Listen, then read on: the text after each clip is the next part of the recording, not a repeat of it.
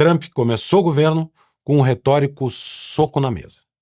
No primeiro dia, assinou diversas ordens executivas que incluem a retirada dos Estados Unidos da Organização Mundial da Saúde, uma determinação para o governo americano considerar que existem apenas 2 gêneros, homem e mulher, e a declaração de um estado de emergência na fronteira dos Estados Unidos com o México. Para que os Estados Unidos exerçam todo o seu poder, seu presidente está disposto a usar todo o seu poder. O Partido Republicano de Trump tem maioria no Senado e na Câmara, mas mudar leis sempre exige negociação e tempo. As ferramentas mais rápidas disponíveis para dar o recado inicial são as ordens executivas.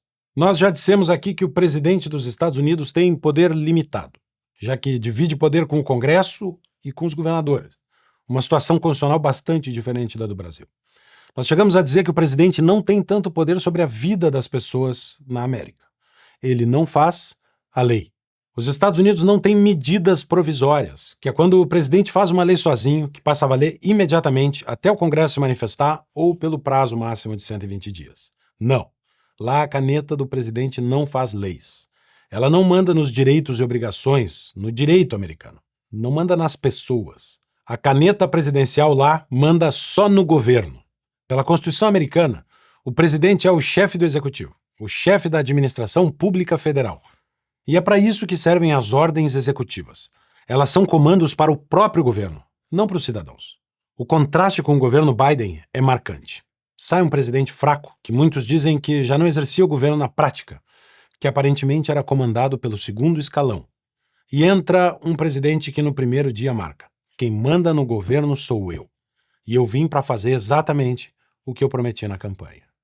Numa sentada, na verdade em 2, uma no ginásio em que era esperado por milhares de apoiadores e depois outra no lendário Salão Oval, nessas 2 sentadas Trump assinou mais do que decretos. Ele assinou um recado.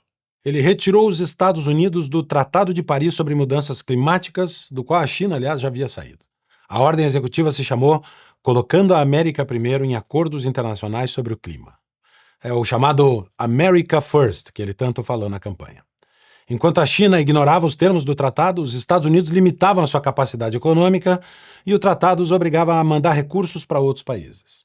Segundo o texto da ordem executiva, durante décadas os Estados Unidos conseguiram crescer economicamente, reduzindo a poluição do ar e da água, assim como reduzindo a produção de gases do efeito estufa. Trump também retirou os Estados Unidos da Organização Mundial da Saúde, pontuando que a China, com 1,4 bilhão de habitantes, pagava 39 milhões de dólares anuais e os Estados Unidos, com cerca de 320 milhões de habitantes, pagavam 500 milhões de dólares anuais. Para enfrentar a crise da imigração, um dos temas mais tratados na campanha, Trump assinou diversas ordens relacionadas ao tema. Declarou a emergência nacional da fronteira sul dos Estados Unidos, determinou o envio de tropas militares para a fronteira e fechou a fronteira com o México.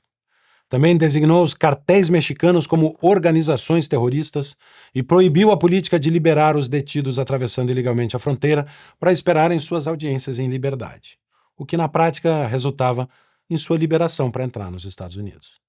Trump ainda determinou que o procurador-geral peça a condenação à pena de morte de imigrantes ilegais acusados de crimes graves. O que, claro, depende de decisão judicial e só vale para os casos em que a lei permite. Trump não está mudando a lei penal, está apenas cancelando uma ordem de Joe Biden que tinha assustado execuções e orientado o procurador-geral dos Estados Unidos a não pedir a pena de morte.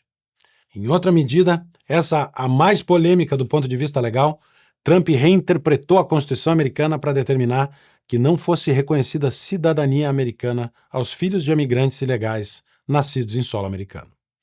Essa, de todas as ordens, é a que tem mais risco de ser suspensa pela Suprema Corte, já que ela contraria diretamente a emenda 14 da Constituição americana, que diz que toda pessoa nascida em solo americano tem cidadania.